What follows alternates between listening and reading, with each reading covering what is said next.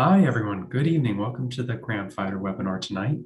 We're going to be discussing how to optimize the final weeks of your Step 1 studies, as well as talk a little bit more broadly about how to prepare for Step 1 in general. Your hosts tonight are myself, Mike Stevens, and I'm joined by Dr. Dave Del Negro. And so just a little bit more about us. Dave, if you want to start off by introducing yourself. Yeah, thank you, Dr. Stevens. My name is Dave, and I am a senior emergency medicine resident for 3 more months, but who's counting? And will soon be a emergency medicine attending. Oh my God, the light is at the end of the tunnel. I promise you guys and gals, it's real. Hanging out in rural Pennsylvania. And I've been tutoring for, about 12 years now, starting with the MCAT step 1, 2, 3. If it exists in medicine, I've probably tutored it at some point. With me tonight, pass it back to my derm buddy, Dr. Stevens. Congratulations Thank you. on being so close to the finish line. I have a little longer to go. Our program's 4 years. I'm a PGY3. So about another year and 3 months until the end. But thrilled to be joining you all tonight. I don't know if I have quite as much experience as Dave, but definitely a long time with MST and Blueprint, doing really similarly the whole gamut from step 1, step 2, step 3, all the components of med school in between. And really excited to be talking to you all tonight about specifically step 1. Just a couple housekeeping things. The chat is the best way to communicate with us tonight. And so just to put a plug in for that, if you have any questions that come up in real time, we'll do our best to address them during the webinar. Sometimes it's a little challenging for us to multitask that much, but there will be a live Q&A at the end. And so if you keep those questions coming in on a rolling basis, we'll make sure that whatever we miss during the webinar, we'll address then. And so without any further ado, we can kind of dive into a little bit of an agenda of what we're going to talk about tonight. We'll start off with discussing how you generally make a plan, both more broadly for the dedicated study period, as well as, again, we're going to have a focus on those final weeks as the purpose of our talk tonight. We'll spend a decent amount of time. A lot of this is a lot of preparing for these board exams in general. It's just getting an idea of what you should do and also what you should avoid. And we'll make sure to emphasize that. And then we'll also discuss a little bit about structuring the final weeks and what that should look like. And then we'll wrap up with things that you can do now going forward for a strong test day experience. And then finally have our live Q&A at the very end, where, again, we're going to have an opportunity to discuss any questions that y'all have that we weren't able to get to in real time. So, Dave, if you want to start off by giving us a little bit of idea about that home stretch and how to make your plan.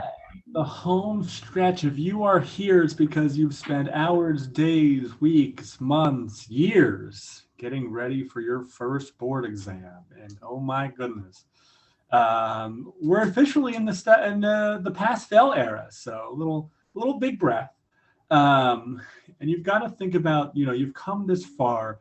It's time to figure out how to finish strong. And the way I like to compare test taking is to marathons or other sporting events. You're training. You want to peak at the right time. And what I think most students forget is that there is a good time to peak and there is overtraining as well. You can overtrain for an exam and you can burn yourself out and give yourself a lower score. So coming up with a good plan in the last 2 to 3 weeks or so is so important because you want to ramp down your studying to an acceptable level where you are getting the requisite amount of sleep, requisite amount of eye rest and everything. So you want to pick a couple resources, not too many, 1 or 2, 3 max, and stick with those. We'll talk about that. Know your weaknesses. At the last couple weeks is a great time for you to dig deep into some of those weaknesses. Like if you're just not great at electrolyte problems, now's the time to spend 3 hours reading everything in the world about electrolyte problems because you've gone through all of the UWorld by this point. You've done several practice exams, but at the same time, focus on high yield content. I didn't know the life cycle of leishmaniasis down cold, and look at me, look at us both still here. So don't get too deep into the weeds.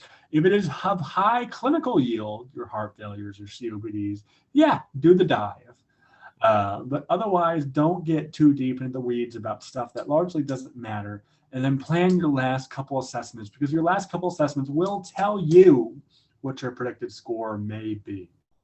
Um, and then, yeah, sort of give it over back to you. You know, these are some of our best practices. Mike, what should we not do? Yeah, so I think just a general idea of what you should avoid is trying to, I think in line with the name behind Cram Fighter, is feel that you need to boil down what would have to span many weeks into a few days. And so this is not it's not an exam that you can do in the course of a single week. It's something that you've been preparing for over weeks, over months. And so don't feel like you need to kind of go back to the basics or start all over or try to cram everything and to distill it all down to a single point in time.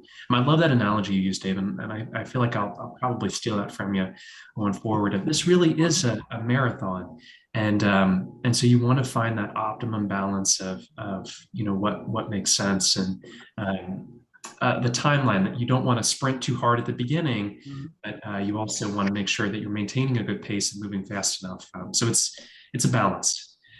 And so I think in line with that, a big part of this is doing the math and figuring out what makes sense. It's very easy on this test to have ideas about what you want to accomplish in the time that you have that can quickly become unrealistic. If you sit down and make very clear goals of, I want to get through so many UWorld questions, I want to get through so many pages of first aid, take the number of days that you have left, divide what you want to accomplish by those numbers of days, and you'll get an idea of how much you need to accomplish each day. If it's something totally out of control, like 300 UWorld questions a day, half of first aid each day, then you might need to go back to the drawing board and reconsider what's realistic. Again, putting a plug in Cram Fighters is a great resource that we'll talk a little bit more about later that really kind of does that for you. And so again, not to get ahead of ourselves, but definitely it's something that can be helpful along the way. But just want to highlight here that you don't want to overestimate the time you have. It can feel like a long time, like a single day. It can feel like, wow, I have a whole entire day, so many things I can get done, but be realistic about what you're capable of getting done without burning yourself out, without having to neglect taking care of yourself, living your life in the midst of all of this. All right. And then just to kind of dovetail again on what we talked about earlier, what not to do. Again, don't feel like you need to cram weeks, months of preparation into the span of just a couple of days. So you're not going to be able to get through all of boards and beyond in 2 weeks. It's not advisable. And if you were able to do it, I don't know how quality kind of studying that would be. It would just be so overloaded. You're not going to be able to sit down and start your very first pass through the UWorld and expect to have effective learning from that. I'm a big proponent early on in your study period of, if there's something you don't like, something that you struggle with, let's do that first. Let's knock that out. Let's get it out of the way. If you really find, I always use the personal example of cardiac antiarrhythmics. I never did understand them. Probably, truthfully, I don't know if I ever will. But when I sat down to prepare for step one, I knew that I had insight into my weaknesses there. And I was like, well, I'm going to sit down and I'm going to do this and I'm going to get it done. And it's better to do that up front and grab that bull by the horns than to wait until, right at the very end where you're going to try to deep dive into some complex physiology and pathophysiology. And then this last point here, again, it kind of summarizes or dovetails off of the other points we were saying before. Don't feel like you're going to take the last couple of weeks and start from scratch and try to cram through everything all at once. So whether that be boards and beyond, whether that be questions, or whether that be first aid, this isn't cram time. This is kind of summative. Let's kind of put everything together and kind of a little bit more rapid review of some high yield stuff, as opposed to a deep dive into everything all over again. All right, Dave. So what are the primary resources that you like to recommend to students? So usually a very sort of simplistic, especially as we move into the pass-fail era, it's going to become a little bit simpler because you're not stressing so much between the difference between a 225 and a 235 or a 245. They're all going to be P's. P is going to equal MD at this point. But that's okay. And then, we'll talk about step 2 in a later day. But largely, it sort of shortens the amount of resources you may need because you need your high yield, clinically relevant points now. So, and again, these are the kingmakers when it comes to step 1. They always have been and they always likely will be in terms of UWorld for questions and first aid for content. So, and the way I like to tell people the way I like to have students sort of set up their study plan is that, especially in dedicated and especially at the tail end of dedicated, there's a lot of temptation, as sort of Michael mentioned earlier, to try and reread first aid again as if they're going to osmosis absorb the material. Don't reread first aid to reread first aid. It's largely passive. There's not a lot of encoding that happens there. And it's not efficient in terms of usage of your time. You're better off doing questions or trying to target questions to your weaknesses and then using first aid as a supplement. So, for example, Gyn-Onc was always my worst topic, always. To this day, I couldn't tell you if it's any of it.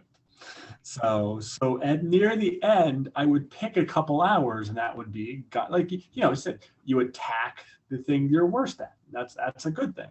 So I would find Gyn-Onc on UWorld, and I would put all the questions together.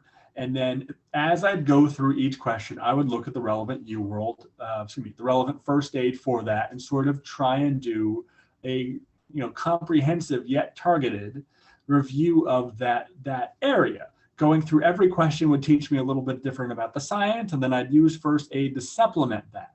So largely, again, this is how at the end of your study plan, you should be using your primary resources. You should still have a large, questions should be the linchpin of your study plan, and then first aid should be largely a supplement. Now, if we go to the next slide, we'll talk a little bit about how to layer these too, because there are other things out there. Again, just like we said, UWorld is king. Number 1, use first aid to supplement it, and then use other little details as needed. Now, largely, you're not going to use multiple QBanks in the final week. You're probably going to pick one of them. If you've blown through UWorld twice, yeah, you can move Amboss over there instead. But largely you'll use a little bit of Anki. And one of the things that I tell people, students, if you want to be really efficient in your very end of plan studying, use Anki correctly. Meaning that you should have a deck full of high yield, memorizable nonsense. So thing I like to say, if somebody asks you what chromosome von Hippel-Lindau gene is on, there's no science there. It's on 3. It is. It just is. And that's a flashcard. And largely, I tell students to make up a memorizable deck full of gene chromosomes, full of autoantibodies, full of HLA associations. Remember that? Oh, boy. And all things like that. They're usually only about 200-300 cards. And you do that until you have them cold. And there's 5 free points usually, just knowing all that. So again, it's all about efficiency here. Questions are your linchpin. Use first aid to supplement, and then be smart with your Anki or flashcard regimen to really tidy up stuff that is memorizable. And moving forward, Mike, tell us a little bit about the 3-pass approach, because doing things multiple times is super helpful. And I tell students, kind of like you do, hardest thing first. Actually have them pick their hardest subjects first and put them in order, so that by the end of their study plan, they're ready to see it again. So how can we use multiple passes and sort of structure our our plan until almost like I was just teaching OB/GYN trimesters of step studying, so that we are being efficient and effective. Yeah, absolutely. So just to state it, so people don't feel necessarily overwhelmed. This doesn't mean you have to do the UWorld 3 times. Uh, More power to you if you do, but I certainly didn't, and most of my students don't. And invariably the result is okay. The result is good. And so when you're approaching this, what the way to think about it is kind of like Dave said. Think about it in like three phases, 3 trimesters, if you will. But the sections that you want to kind of consider going from the very beginning is this first pass at the beginning of your dedicated study period is almost just kind of letting it wash over you. And I've been through this experience many times over, studying for step 1, studying for step 2 and shelf exams, studying derm. I really honestly, you're exposed to a ton of content. You let it wash over you, and you kind of try to pick out little pieces that you're going to remember, but recognizing that this is more to get an idea of everything you need to learn and kind of assimilating it later. The second pass, you're going to be ramping up the number of UWorld you do. You're going to be kind of letting that UWorld guide you review. And this is where you're going to have the biggest leaps and bounds in retention of information. So you've had a first pass, you've kind of been exposed to the information. A lot of it probably is kind of floating and you don't really remember most of it.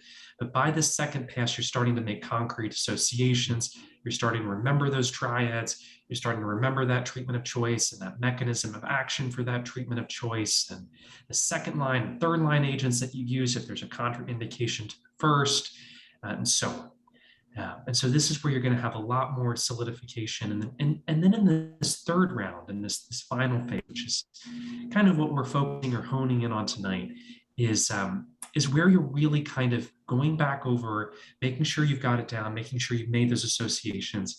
And I'm a broken record, and I think that if you ask me what the best thing to do is, it'll be UWorld, UWorld, UWorld, UWorld. And so these numbers aren't necessarily perfectly concrete in reality. I'd say make them as high as you can get them within realistic range.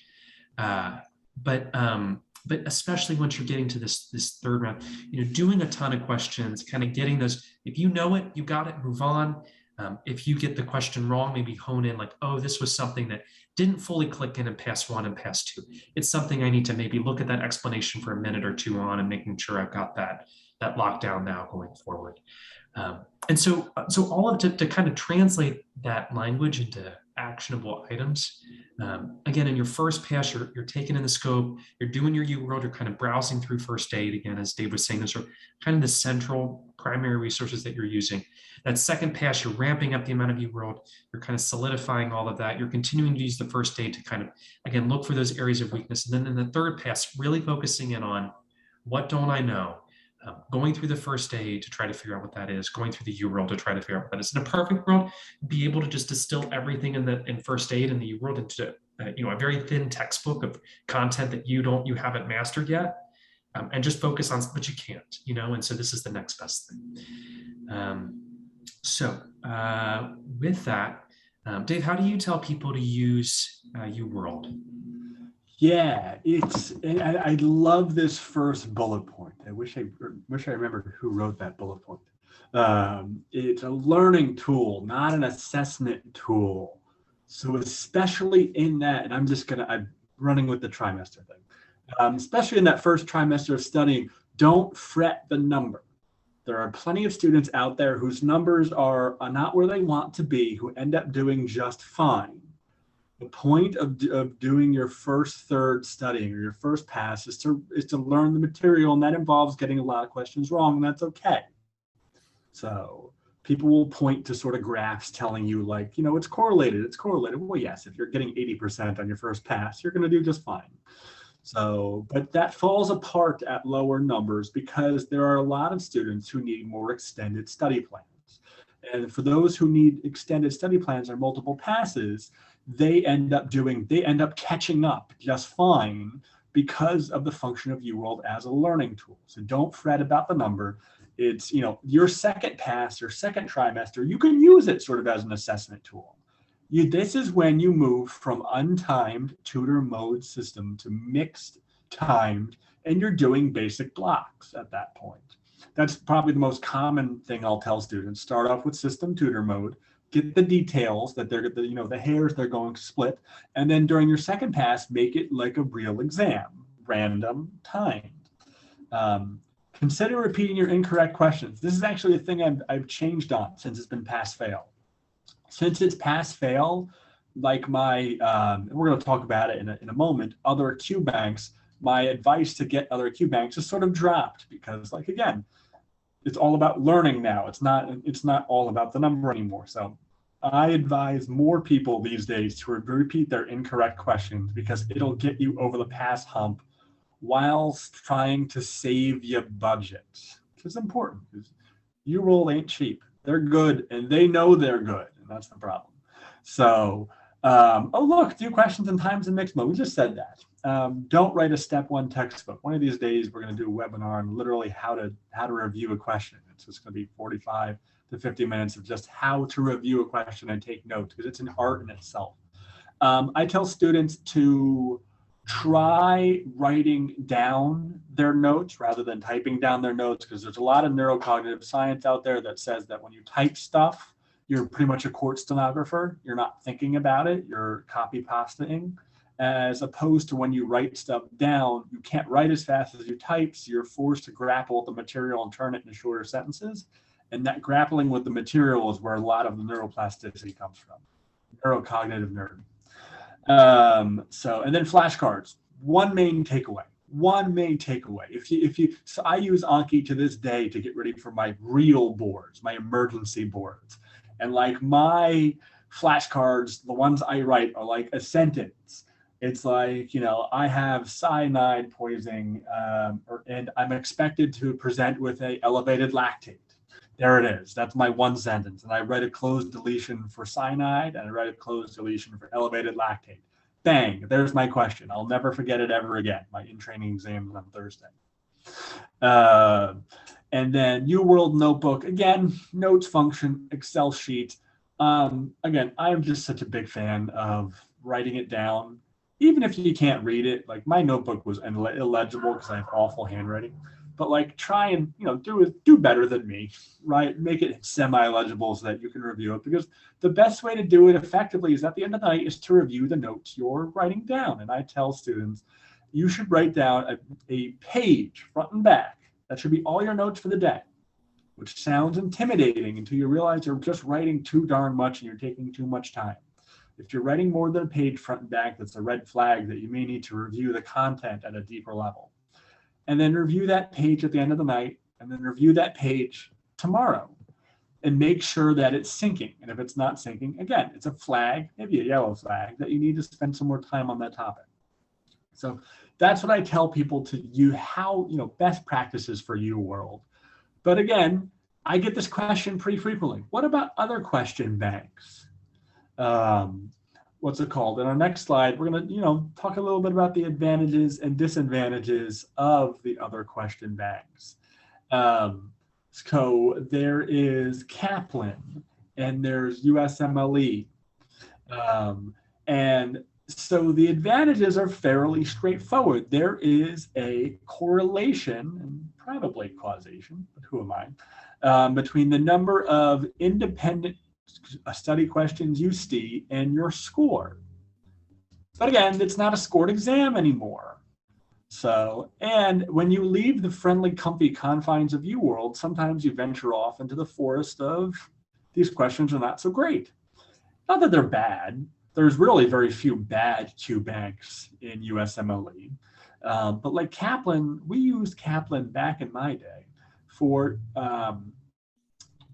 class exams. I don't know why I couldn't think of that word. Class exams, because Kaplan tended to focus on nitty-gritty details that largely were a little too deep for the boards. So we used Kaplan for our class exams. Amboss was just brand new. Now I get questions every once in a while. Can I just get Amboss if it's cheaper? Probably. I haven't quite moved to that being an official opinion yet. But like if you take a practice test and you're already at 220, you could probably just save some money and get AMBOSS. So they're pretty darn good. They're definitely the solid 1B at this point. So again, I usually advise people, you try and do 2 QBanks, but at this point, largely it's 1 during class and then it's 1 for dedicated.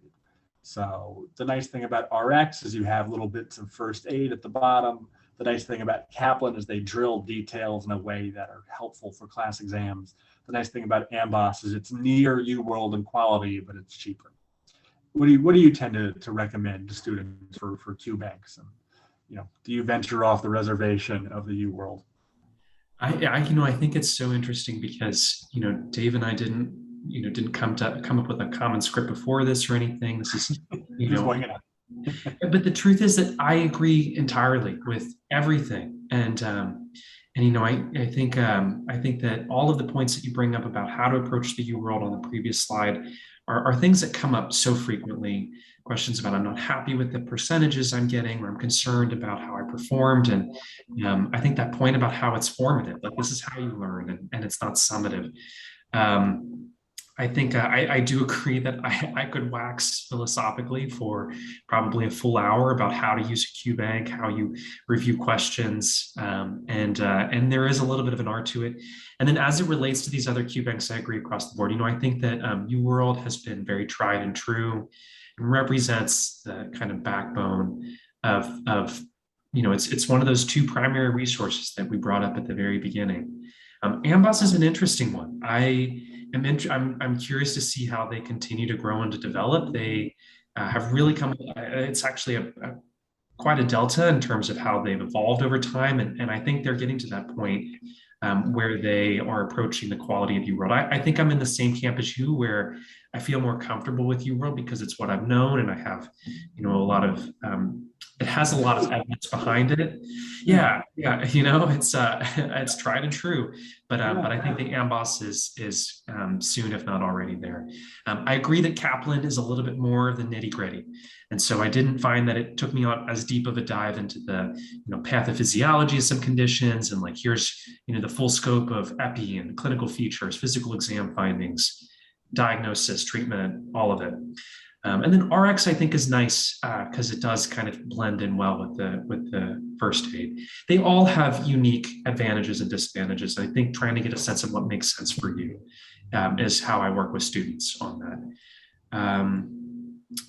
But then just to kind of segue from that into flashcards and note taking, I want to reiterate what Dave has already said, that writing things out can be really helpful. You have to be judicious with it because writing things out can also really slow you down. And so making sure that you're deliberate about what you're, actually transcribing. And that's the whole point, because that exercise of trying to distill the information that you're reading or trying to learn into a bite-sized piece of information that you're going to write is how the learning happens. Again, we've, I think, already talked a lot about triaging things that you don't feel comfortable with and making sure you focus on those up front. And then, flashcards, I wouldn't in your final week or 2 of studying decide, okay, now is when I'm going to start Anki. I think you have better things to do with this time if you're in your final couple of weeks. I think that they're more effective in the long term. If you're tuning in tonight, but your exam isn't a little while from now, I would say by all means. The beauty of Anki is that it spaces the repetition for you. If you get it right, a couple of days in a row, you're probably not going to see it again for another week. And if you get it right then, you're not going to see it for another couple of weeks. And that's the advantage. That's truly the advantage of Anki is if you were able to create a deck that was able to do that automatically, or you had an intricate filing system, then you could just do that instead. But the Anki really shines, not because it's just a glorified kind of flashcard app, but because it has that interface built in and being able to space out your repetition. But again, if you're going to do that, you need to have the time to space out that repetition. So 2 weeks before is not enough time. We're talking weeks to months, several weeks to months. And then I think that this point down here just kind of emphasizes again what we were discussing about making sure that you especially you want to make sure that you're giving due time to the topics that you're not feeling comfortable with. You don't want to start cardiac pathophysiology in the final week before your exam, to our point earlier. But if you've been looking at it over and over again and you feel like things are starting to sink in but not fully there, this is the time. Put that up front, get that out of the way, making sure that you triage that concept. All right, Dave, how do you navigate this in terms of the depth that students want to get into with some content versus the amount of content that's there? In a perfect world, there'd be infinite time and infinite brain space and infinite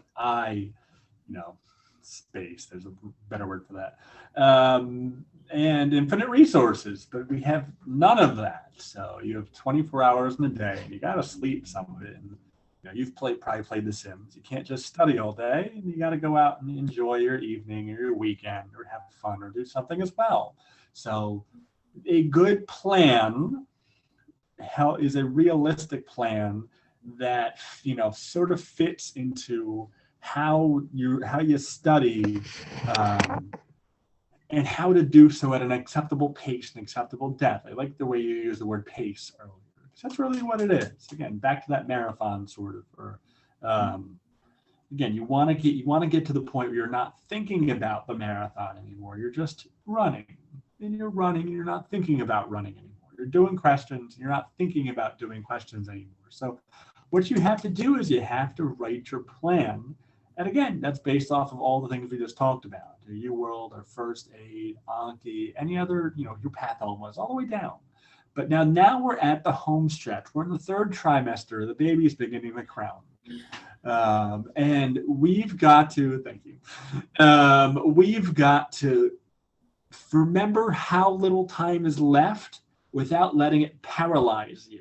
Because that's another response sometimes I'll get. People will sort of give up over time. So, take a little bit of time, get you organized. Again, we're going to talk about cram fighters at the end, but it just ties in so neatly. Let it, tell it what you want to do, and then come to pick your one or two resources and pick specific topics for these resources. Again, if cardiovascular phys was not your jam, now's the time to do it. And again, you got to triage based off of your yield too. Keeping a list of things that are your weaknesses is helpful. You triage that risk by things that you really are bad at and are really important. So, and then you try and target your questions, target your review to them. So, and that's why, a lot of people will tell me like I didn't get what I wanted on this practice test. I'm going to reread all of UWorld or all of first aid for a week. And it's just not an efficient use of your time. So what you need to do is you need to go back and see where are the weaknesses in my study plan, in my fund of knowledge, and then how do I target them and fill that in? Because I've already done a full pass of UWorld. It's not going to help me to reinvent the wheel. It's going to help me to tighten up the lug nuts on the wheel. So, and again, like it says on the bottom, focus on quality, not quantity. So as we move to the next slide, we'll talk a little bit about practice tests. And again, ideal versus reality. So you don't have enough time to do everything. You don't have enough time to know everything, and that's okay. Part of the job of being a doctor is not having an infinite amount of wisdom. It's knowing where to find it. All the time when I am working and when I am moonlighting, I come across something and I go, that's weird. So I had a lady with, just a good example, I had a lady with a rash. It was a pretty innocent looking rash. And it looked like a viral xanthum, and she just had COVID. And I was like, oh man, does COVID cause rashes? And it turns out it does. It's not very common, but like up to 5% of people can have this benign viral xanthum after COVID. And I was like, well, it looks just like this. It looks just like this. So, and again, your goal is not to learn everything. It's to learn the things that matter and be able to move things around in your brain and critically think when you have to. So moving on to practice exams. Questions are formative. Again, learning, not summative. Practice exams give you a big number, and use all the practice exams, especially pass fail. There's no reason to save them anymore. And then use them to simulate your test experience. That's also a thing that's important. What's it called? Do them in a library or somewhere where, you know, your parents, your friends, your siblings are not, or your roommates, they're not walking in and out, they're not making noise. You know, don't let yourself snack as you take the exam, because that's not what you'll be able to do in the real thing. Try and treat it sort of ish like it's the real thing. No music, you know, if you're going to do headphones or earplugs, put them in like it's the real thing. So, and the first couple practice tests, I usually tell people, don't worry about the number. Don't worry about the number, because you're still learning how to do mixed blocks with a timer, that big number over your head. So, but as you move, so it's still sort of formative in a way, but as you move from the beginning to the end of your study plan, you're going to start to have those numbers, and they're going to start to become hopefully a trend upward to where you want them to be. And again, in the pass-fail era, we could talk about when's enough. That's a little bit out of the scope of this talk, but like you want to have a couple data points in your goal zone and then be able to say, okay, I'm ready to take this test. I'm done. So, and in big, not bold letters, but big red letters on the bottom, do not cram practice tests. You should be taking no more than 2 practice tests per week. They are huge punches to your motivation and concentration of your brain. So huge. They take a lot of time and energy and they'll make your eyes hurt, they'll make your brain hurt, then you just can't do anything after them. So no more than 2 practice tests in a week. And again, you should only be doing 2 practice tests. Somewhat rarely. I usually tell people to do 1 unless there's a particular reason for it, or they're doing like nothing else. Some people will occasionally just do 2 practice tests over 5 days, and like that's all they're doing for that 5 day. Yeah, sure, fine, whatever. But don't try and cram your practice tests. As we slide on to the next page slide, interpreting these assessments. It's a bell curve, and the whole point is that what your number is about plus or minus 8 to what you expect it to be. So be careful. If you've got a 230, that means if you took this same test within 2 weeks, you are probably going to get somewhere between a 222 and a 238. That is your confidence intervals at the 95th percentile. So plenty of people break those all the time, for better and for worse. There's plenty of people who get 220s who unfortunately fail. And there's plenty of people who get 220s that wake up one day and have a 250 in their mailbox. So, but largely the more data points you have in a particular zone, the more confident you can be that you'll be around that zone. So again, depending where you are in this pass-fail era, the higher your number, the less data points you need. If you're rolling 240, you probably need 2 and you're done. But like if you're 230, 220, 210, you may need 3 or 4 data points to be able to say, okay, I'm going to pass this. I'm going to take this exam. So again, summative is most important here. You try and summate your last, or try and average your last 3 to 5 exams. Try and throw out the first 2 because they tend to be fairly less helpful. Good question coming in, and I'm gonna answer it, then I'm gonna give it to you, and then we're gonna talk about should we push our test back. Oh man, it just flew away. When should we take our last practice exam? Anna Kaelin, I'm sorry if I'm mispronouncing that, asked a great question. I heard to not take one even 7 days before, since it might stress you out. Every tutor, I imagine, has it a little bit differently. For me, it depends how much of an anxiety bug you are. Some people are literally anxiety-grabbed balls of anxiety, and they may need more time out to not have that panic. But for the average person, I say you shouldn't take a practice exam within the last 96 hours. This is about 4 days, because that gives you 3 full days of eye rest, of head rest and of sleep. So 96-ish hours is usually about the end that I'll tell people to take an exam. And then you can like spend a couple hours in the next few days sort of going over it and reviewing. 7 days is not a bad marker either. So again, 5 to 7 days, I think would probably be like if I polled 100 tutors, we family feuded this. Michael, what do you tell your guys and gals? Yeah, I think it's a good question and one that often comes up. And I often say about a week. So I think I kind of agree with the idea here. The reason why is the scenario that you really want to avoid is taking a practice test like the day before your exam. If you're already dead set, today's Tuesday. If I'm dead set on taking my exam on Wednesday, and I take a practice test today, if it comes back good, if the practice test goes well, great. And it's nice to have that. It's nice to have that data point. I'm still going to take the exam tomorrow. It didn't really change anything. But what you want to avoid is the opposite scenario where you take the exam, it doesn't come back with what you want it to be.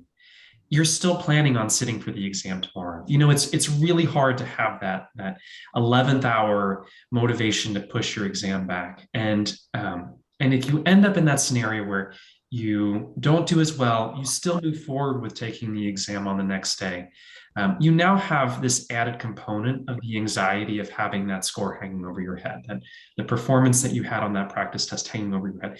And so the point is, if it doesn't change your management, if the practice test doesn't change the timing of your test, then it isn't really going to be that helpful. And so if you take it far enough out, like a week and a half, you can still have some time if the result isn't what you want it to be, to improve, to keep studying, to keep getting better through kind of all of the principles that we've been talking about tonight. But if you're going to take it the day before, I think you need to have an honest conversation with yourself before, kind of like a D-dimer. Like, you need to have that idea that if you're going to take the practice test today and it doesn't come back with what you want it to be, you've already pre-committed yourself to moving your exam. And if you can't do that, if you can't have that conversation, like I am letting this score dictate what I'm going to be doing, then walking into the test with now yet another, a fail, for example, on a practice test hanging over your head is just not ideal, and why I don't recommend doing it on the at the very last minute. And so, I think that kind of folds in then to our next question about, should I push my test back? And this is a really hard question, and the short answer is that it depends. It's frustrating that I wish I could give more of a helpful response, but the truth is that it depends on the practice test scores that you've had, the variability that you've seen with them. If you've gotten 220s on the last 5 practice tests, you're probably going to score in the 220s. You can't ever really guarantee anything perfectly, but you have every indicator that that's what the real, the final result will be. If your scores have been kind of fluctuating right around 194, you passed one, you failed one, you passed the next 2, you failed one, then that's a little bit of a trickier situation, and warrants maybe thinking a little bit more about the timing of your exam. What I recommend, because this is a question that comes up often with in the course of doing this, is think about what is possible. If you're on a timeline and you have to take the exam by a certain date to be able to continue in your medical education and your trajectory through school, then if that's a hard deadline, that's a hard deadline, and we will find ways to work around that. Is it possible to move your exam? Is every testing center within a 30-mile radius, 50-mile radius, whatever, completely booked for the next month? And so you're going to have to wait that much longer now. I think the first phase in answering this question is information gathering. What is possible, both from a timing perspective, from extrinsic sources, be it administration, your school, personally, if you have some significant life event coming up, from the testing center. And then what it really boils down to is, what do you still need to get done to to be where you want to be when you take the exam. So if you have not, if you're only a third of the way through the UWorld and your exam is in a week, then and you're not scoring where you want to be on the practice test, well, there's something that we can do about that. We can do more UWorld, and that'll probably result in improvement on practice tests. If you can have a very clear plan, like this is what I need to get done to get better, then taking a little bit of extra time to do that makes sense. If you've done the UWorld many times over, and maybe this applied a little bit more in the pre-pass fail era, but certainly for subsequent board exams, if you've done everything and every indicator is pointed to now is the time, is what's holding you back a feeling like you haven't done enough or anxiety about the test itself. And it's scary. It's a big test. And I don't want to, say that that's not, I'd say that's a bad thing to have a little stress over this, but you can't let that stress hold you back and make you kind of kick this can down the road indefinitely because you just, you don't feel comfortable or ready to ultimately take it. And then finally, this final point, be realistic, be realistic about how long you've been studying, how you're feeling. Burnout is real. And I think a big contributor to burnout might, often is having a test date, having that goal in mind, and then having to move it back and finding out you're going to have to wait that much longer before you can take the exam. So with that, Dave, how do you talk through that? Yeah, last 2 weeks. I really like this slide. It's almost like a roadmap. And again, you want to be ramping down. So I usually tell people, there's a lot of times I'll tell them, like, especially if they're wary of ramping down, is to take out like 5 UWorld questions a day from what you were doing. So if you were doing 100 questions a day, start going down to 95 or 90, 80, and sort of give yourself like this nice slow off ramp to the point where you're doing no more than 60 or so in a day. And you're targeting your questions so that they're more effective. And because you're doing less of them, you're doing deeper dives on them. So the whole point is if you're me and you stink at Gynoc, well, I'm only doing 40 questions of them, but I have plenty of time to comb through all the details to make it a strength and not a weakness. And again, as you move closer and closer to D-Day, you're gonna want to move away from trying to learn new things to solidifying things you already know. Like I talked about, that memorizable deck, that's your friend. It's low energy at that point. You're just flipping through and you're saying, oh, yep, celiac disease is DQ2 and DQ8, stuff like that. And then in the last couple days, it's time to rest. It's screen time. Everyone knows go to bed early and all that good stuff. No one does it anyway. You should. I tell people go to bed an hour. So 4 days out, start going to bed the time you're going to normally go to bed to get up that day. If your test is at 8 a.m. and it's 20 minutes away and you've got to get up at 6, you should be in bed at 10 p.m. for at least 4 days beforehand. So you're building yourself a small routine. And the last day, an hour before at 9 because you're going to assume there's going to be an anxious ball of can't sleep the night before. So build your good habits in that last week. And the big thing that nobody I ever think talks about, screen time. Give your eyes a break. You're about to strain your eyes for 8 hours straight on a computer screen. Let your eyes rest.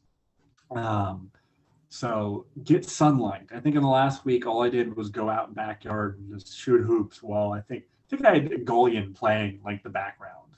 And I would just shoot hoops and listen to his ridiculous jokes.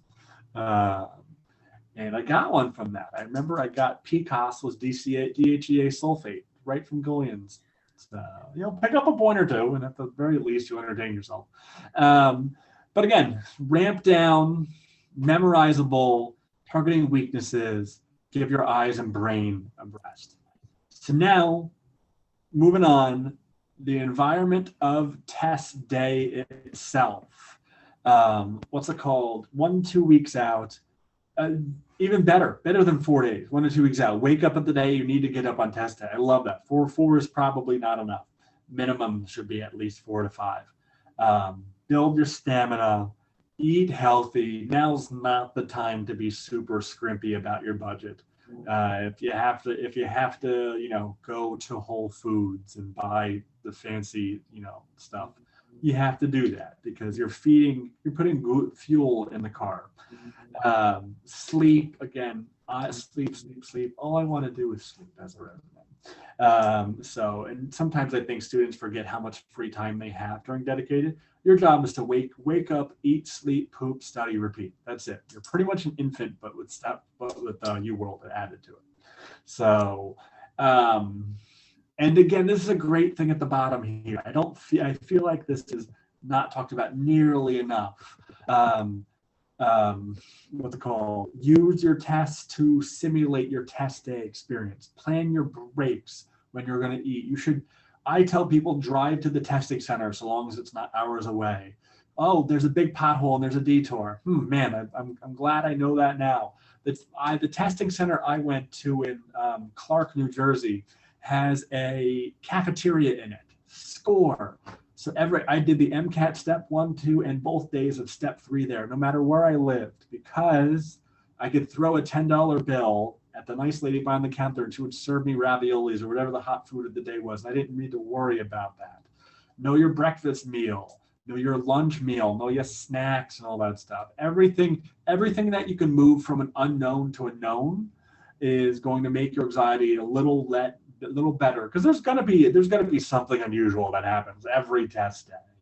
It's always something weird. Oh, the toilets aren't working in the center, or I don't know, whatever it may be. There's a pothole and there's something. So something's always going to happen. But if you can reduce the number of unknown variables, you'll make your life easy. So moving on to that next slide, getting your head and body in the game. What's it called? I just want to talk about that last part, and then I'll hand it back over to you for the final slide and a half. How you feel is not how you did it. And if there was a causation between how you feel and how you did, we would have all failed. Every one of us would have failed and never gotten there. Everyone feels awful leaving step 1. If you don't feel awful leaving step 1, it's probably not a good sign. Probably just overconfident. So I tell people, plan their sad food beforehand. So for me, I go buy frozen yogurt in like a tub because I'm sad, so I want to eat the whole thing, but I don't want to ruin my diet completely, so I get frozen yogurt. So plan your sad food, talk to your friends, your family. You can be a little dramatic. Everyone's a little dramatic after the board exams, but largely there's no correlation or causation between how you feel you did and how you did. So, Michael, now that I've been dramatic, take us home with these last 2 slides, how we get our head and body in the game, reaching your best score. Yeah, absolutely. So I think a lot of this kind of talks about what you've already brought up, Dave. You really want to, and this is something that I often tell my students, start pretending like you're living out the exam. And so this is actually born out of personal experience. I am someone who likes to stay up late at night and maybe sleep in a little bit in the morning. And when you're in the dedicated study period, you can kind of lapse into those habits a little bit. You have a set wake up time on exam day. And so if you are someone like me who likes to stay up a little bit later, you need to start proactively going to bed at a more reasonable time. So you don't want to wait. You can. The idea that I had was, you know what, the night before the exam, that's when I'm going to go to bed at 10. I'm going to wake up at 6. I get my full 8 hours. I feel great. But if you're not used to going to bed at 10 o'clock, you're going to lie in bed until whenever. And you'll still end up with far less sleep than you might want. So get your body in sync. Get to that point where it's like you wake up 2 minutes before your alarm clock goes off. Your body's so used to that time that you're going to wake up that you don't even need one. You should still set one. That also kind of folds into, I like the points that you brought up about going to your testing center, know what you're dealing with, know the environment. You just want to take all the variables out. You want to minimize the possibility of any surprises, any anything that would impact your ability to uh, transfer all of the information that you've accrued from your brain into the computer, as it relates to getting to the testing center or while you're there. This goes for your entire study period, but especially in the last couple of weeks. You can't do well on this test if you don't take care of yourself first. And so, still take time to eat well, to exercise. You can carve out a little bit of time from your study plan to be with family, to be with friends. You're still a human being, and you still have to live your life. And especially to the point, like ramping down before the test. This is honestly a great time to do that kind of thing, to take care of yourself, check back in, make sure you're feeling okay, making sure you're getting plenty of sleep. And so then just to kind of recap a lot of the things that we talked about, reaching your best score. Again, we talked about maximizing review of stuff that you don't know as much, things that you don't feel quite as familiar with. Mainly focus on questions at this point in the game, because really the benefit is that it gives you that feedback of whether you know it or whether you don't, and in the form of whether you get that question right or whether you get it wrong. Make sure that you are focusing on things that you're maybe not as comfortable with. If you know, I don't know, GI physiology really well, but you just keep studying GI physiology, well, you're just studying things you already know. You were already going to get those questions right. So now's not the time to do that. Now's the time to look at those antiarrhythmics that you don't like looking at. And then a couple of other points here. Don't go through the tunnels of looking at a topic and then diving into another topic. And again, what we're focusing here is on quality of things that you don't feel as comfortable with, as opposed to quantity across the board of many different things. Be realistic about what you can do with this time. Your time is limited. Your time is the limited factor in all of this. The UWorld isn't going away. The first aid is, that information isn't going to disappear. It's just, do you have the time to sit down and look at this? So be realistic with the time that you have. Nobody gets every single question right on this test. It's intentionally designed so that doesn't happen. And so don't feel like you need to prepare for this test or take this test in a way where you're going to get a 100%. It again is an unrealistic expectation for yourself, and will only cause more stress than it will help. And then again, avoid cramming big swaths of information. If you had to look at something, maybe spend some time looking at the receptors that a hormone binds to, or whether something functions through a GS, GI, or a GQ subunit. What are the biostats equations, some of the nitty-gritty biochemistry. These are the kind of things that are not necessarily maybe as clinically relevant, a little bit in one ear and out the other. You learn it for this test, and then the truth is you probably won't see it again. But that's the time this is that maybe like 2 or 3 days before your exam, or if you're really bored with nothing to do on the day before, maybe you can take a few minutes to glance at this kind of stuff. But again, no need to cram. It's not something I'm not advocating. Read all of first aid as many times as you can. It's just very targeted, focused review of rote memorization content. Yeah. Any parting words that you'd like to leave us with, Dave? No, I mean, I think we've done we've talked about a lot of things, and just summarize, plan it out, be realistic, ramp down, target your weaknesses. The writing study plans and doing study plans is not like the hard part. It's just not letting your anxiety overwhelm you to the point where you take the plan you've just put together and you blow it up because you're anxious, or you get one bad UWorld block or something like that. So spend the time, maybe eat first so you're nice and relaxed, and come up with your plan, pick your resources, if we go into the next slide, we'll see how the Cram Fighter can help you.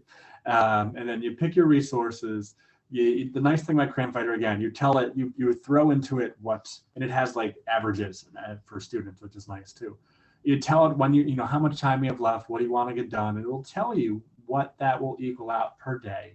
And again, you want to be realistic. You want to say, can I create a schedule based off of this template that lets me review my weaknesses, lets me do all the things I want to do. And the nice thing about Cram Fighter is it's literally designed just for that. So if anyone's got any questions, we'll do the question and answer real quick. Put all your questions into the chat. Let's see here. We'll start off with Ngak. My apologies if I mispronounced that. How often should I take NVMe? Worried I might waste all the NVMEs. What's it called? And do you recommend doing 7 blocks of UWorld to simulate test conditions? Usually I tell people to write their test schedule backwards, depending on how many weeks they have, and to put their practice tests in backwards, because if you don't do it for practice tests for the first 3 weeks, it's not the end of the world. If you run out, it is the end of the world. So I'll tell them to put their practice tests, like if they have 7 practice tests in a 10-week plan, you go backwards from week 10 and just add them into every week. I tend to not recommend people. I know some people will add like 3 blocks or something at the end of a practice test to make it simulate like a real thing. I don't think there's any data that suggests that is necessarily makes a difference. Again, back to our marathon analogy, people run marathons and they don't run marathons to train for them. They run part marathons. So it's the same sort of concept. You don't actually have to run 26 miles every other day in order to actually run the marathon. Your stamina tends to build quite fine.